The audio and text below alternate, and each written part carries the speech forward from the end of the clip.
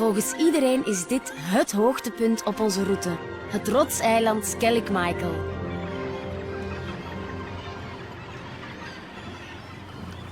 ...600 steps to the top of the island. 600 feet up. 600. A whole load of puffins on the way. A whole lot of puffins? Yeah. Bill? Huh? Kijk, kijk, kijk. Oh, cool. Zo dichtbij, man.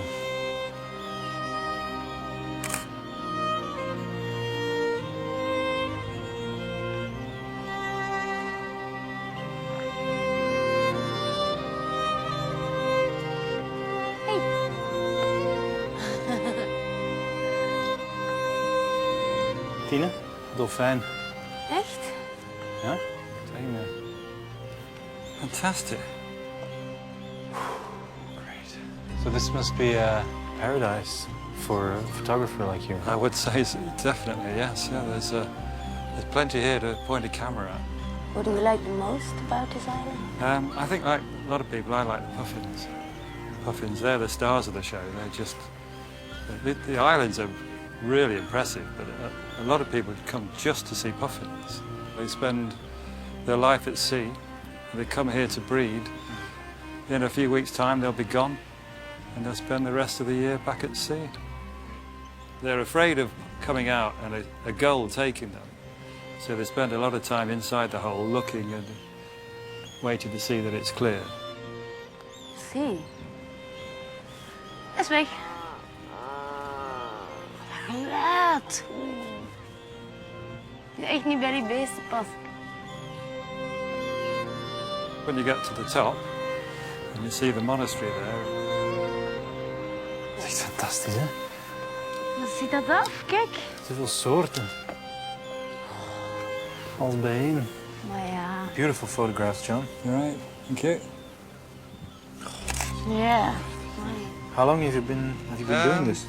Most of those have been taken the last couple of years, but the oldest there would probably be about 18 years ago. So are you a professional photographer or? Yeah, semi-professional. It pays for my equipment. It pays for my travel. Wouldn't get rich from it, you know. I feel like Indiana Jones.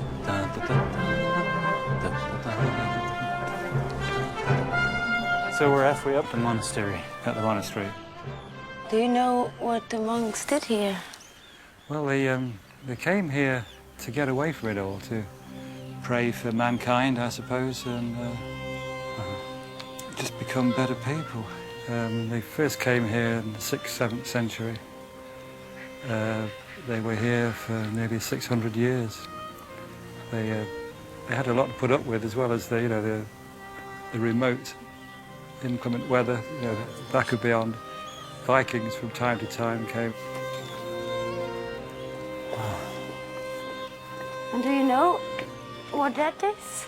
Is it something special? It's a big grave marker, so it would have been somebody special. Well, I can understand why it's UNESCO World Heritage. Definitely, yeah. I think they're the most ancient roofed Christian buildings in Europe. Jesus.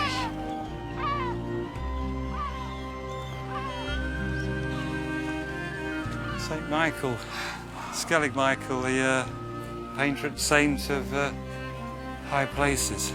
The monks here as near to God as they can get, and as far west as they can go. Ah. Yeah. En voelde God? Ik voel wel iets, hè? I don't know if it's God, but I feel something. Feeling on your shoulder. Jeez.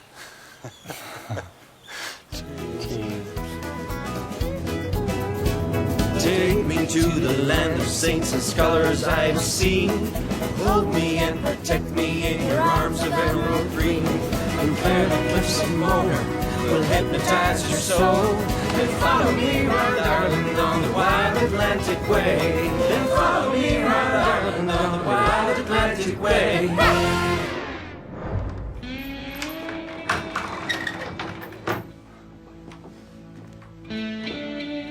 De eerste keer dat ik met een kaalbaan naar Nederland ga. Ja, ik ook.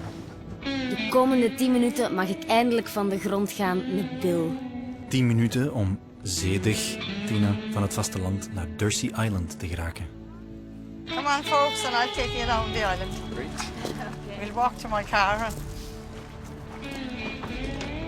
Is it safe? it's safe, yes. We're trusting you. Welcome to Jersey. Oh, thank you.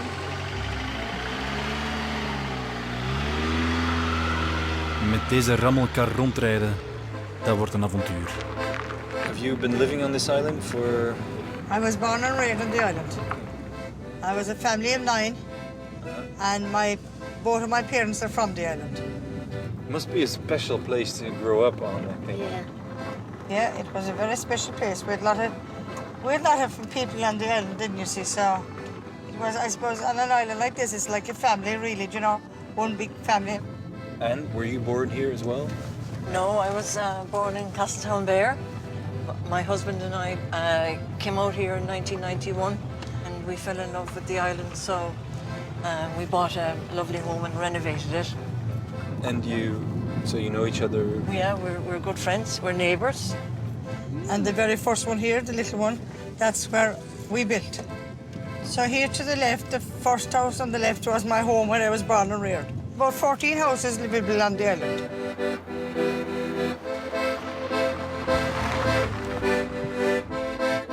We're here in the village of Skellig Michael, there's the island, and that's our school right up there on the mountain. The white one, the The small white one. one, yes, that's our school.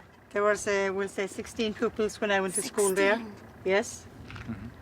And the school closed in 1975. Teachers used to come and live with us in our home. Oh, that would be terrible. Well, it's probably for us, yes. So they Put check, extra money for our parents. they check if you do your homework? and Yes, stuff all like the that? time, yes. Dat hier nog mensen permanent wonen. The island is 4.5 miles long by 1.5 miles wide. And in 1969, we got the cable car. My mother was the first lady to go on the cable car. First person from the island, yeah. She was very excited, yeah. She liked it very much because she didn't really like the boat.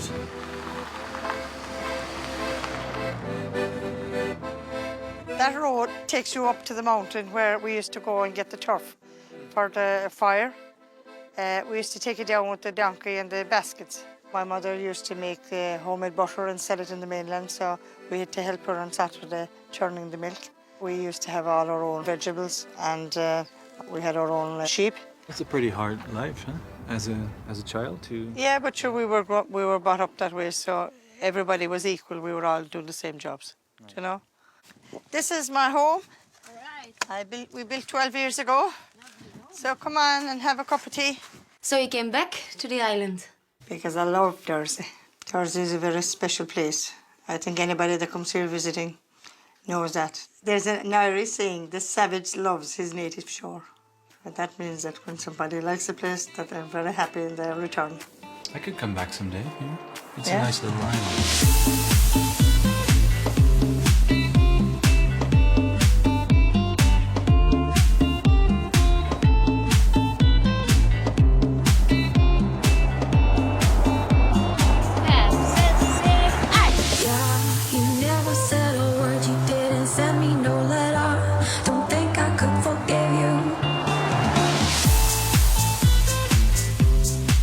Na ons steekransje bij 2 geweldig sympathieke dames rijden we richting Baltimore. Voor whale-watching met Nick. Hopelijk krijgen we er te zien. Het water zou hier opvallend puur en proper zijn, dus ik bereid me voor op veel walvissen. My name is Nick, for those of you who don't already know that. And I want to spend a little bit of time talking to you about expectation. These are wild animals. It's not a zoo of any kind, and it is possible to go out and not see animals of a whaley nature. Here, they're coming in to feed. So it's a relatively small number of animals coming into a relatively large area. Oké, Maerevoet, opletten geblazen dus. What are we looking for out here? We are looking for animals that spend 90% of their time under the water.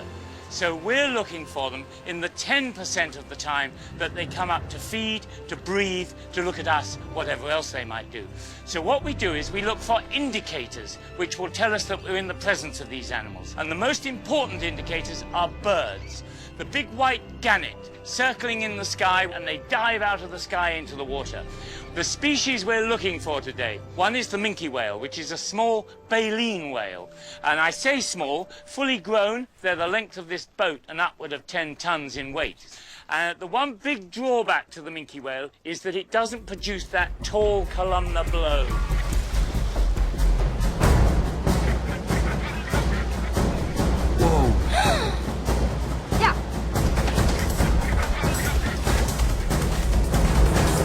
Guys, did you see that animal come up there? This is the Minke Whale, which is the smallest of the baleen whales that comes into Irish waters.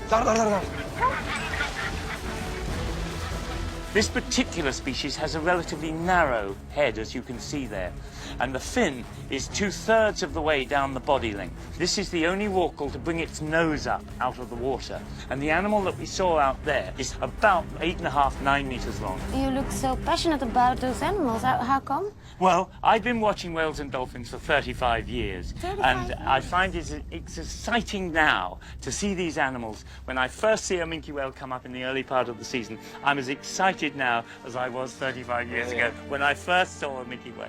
The mystique is about whales and dolphins, and that people don't see them that often. And as you can see, we've been out for 3 or 4 hours, and we've seen them 2 or 3 times, but you only see them as they come up, here and there.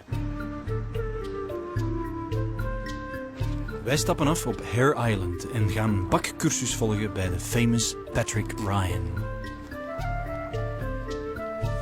Allee, klaar? We run a bread school from here. Okay. Which I suppose it's a little bit different because you have to get a boat to get here. So it's a bit of an adventure. Right. So it's all with bread, really? Yeah, well, it's all with your hands. Yeah, exactly. I'm warning you, I tried to bake a pie not long ago and I totally failed, so... It's okay. I think. Well, we will see. I was going to do a little more traditional kind of Irish recipe with you, but a big traditional recipe in Ireland is soda bread. It's a bit like bread's taken fast food.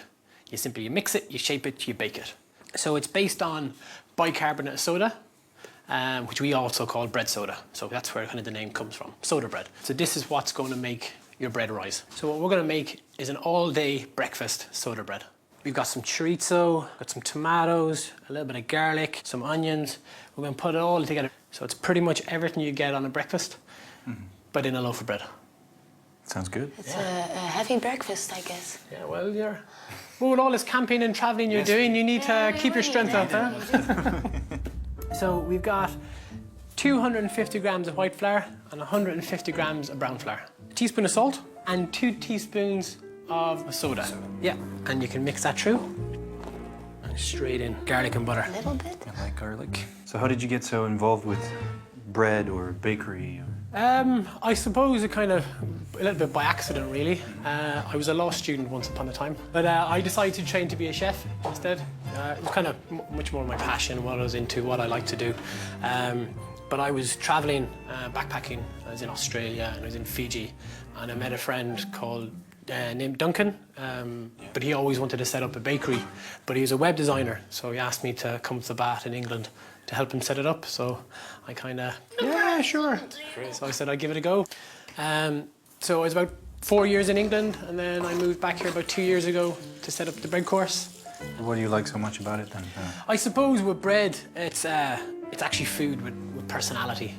No matter where you're from, it's in everybody's culture, everybody's history. If it's your religion, your diet, there's something for everybody. Right. And the fact that it rises, it proves, it changes with the weather, it's alive.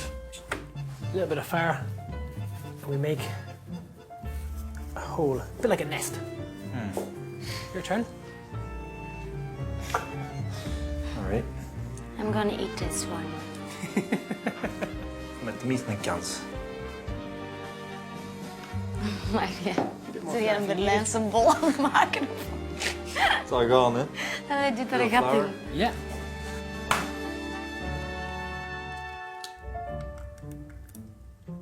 Tina, vult mijn broodje. Perfect. And that's it. All right. So easy. So you put it like this in the oven? Yeah, so it's got a little bit of salt, just to season. We don't. No, because Close the bread. what it will do, it'll bake through and the egg should still be nice and soft. So we're just going to put it straight into our oven. Great. What makes this kind of oven special for... It's wood-fired, so you can plug it in, you can turn it down, so it's a bit more, it's old school, it's more traditional. But this is kind of where our name comes from, the Firehouse Bakery, so this is our house full of fire. Slide straight in.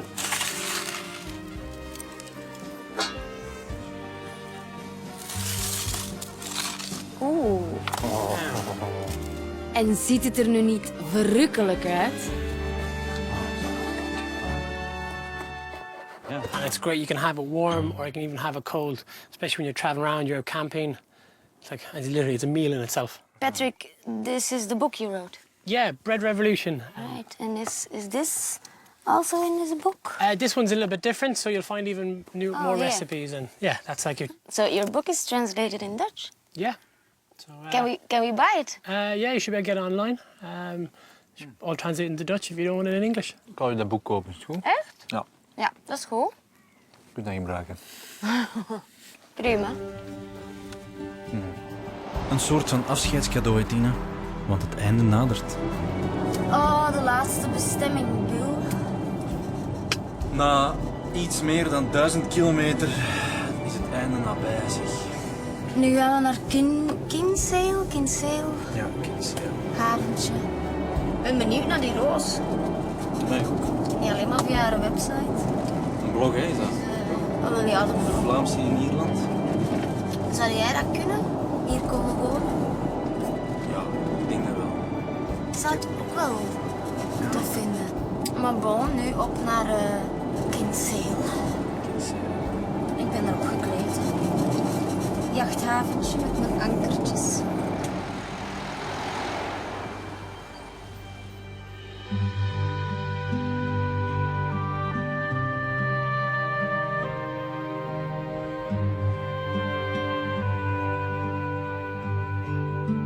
En hoe ben je in Ierland terechtgekomen, Roos?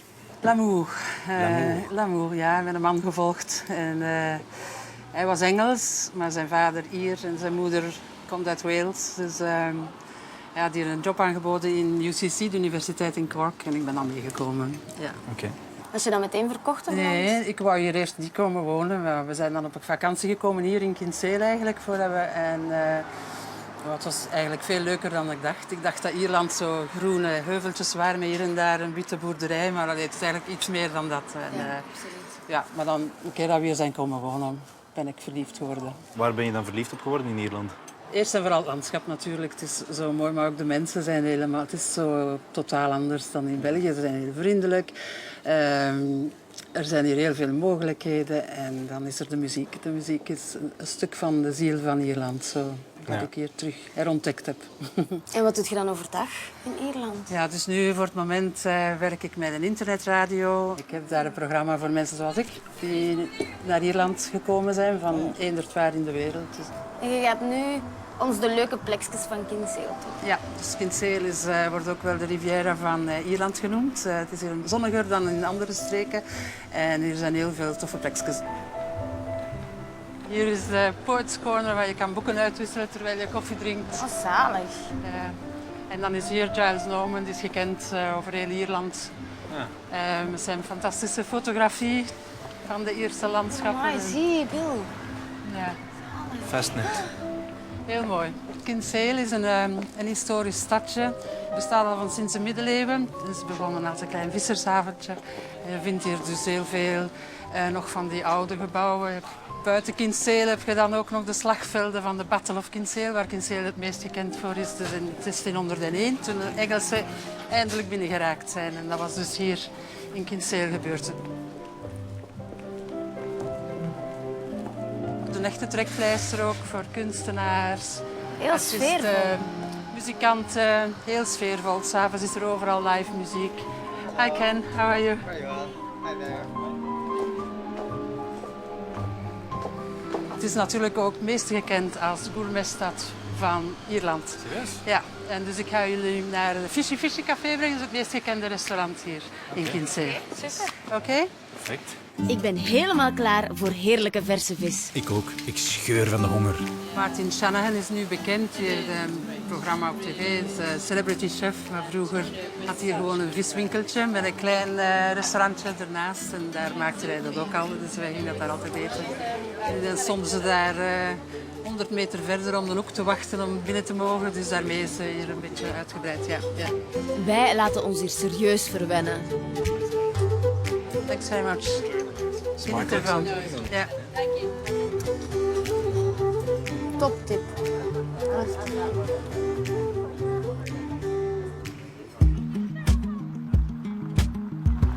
Een laatste keer slapen in onze caravan op de prachtige Eagle Point Camping.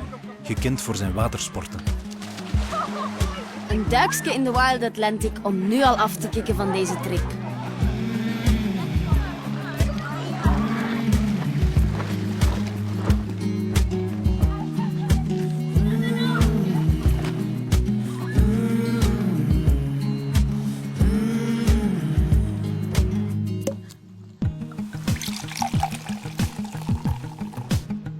Slointe, hè? Slointe. Ik vond het echt geweldig om Ierland met u te doen. Ik had het met niemand liever willen meemaken dan met u. Dat is lief dat jij zegt.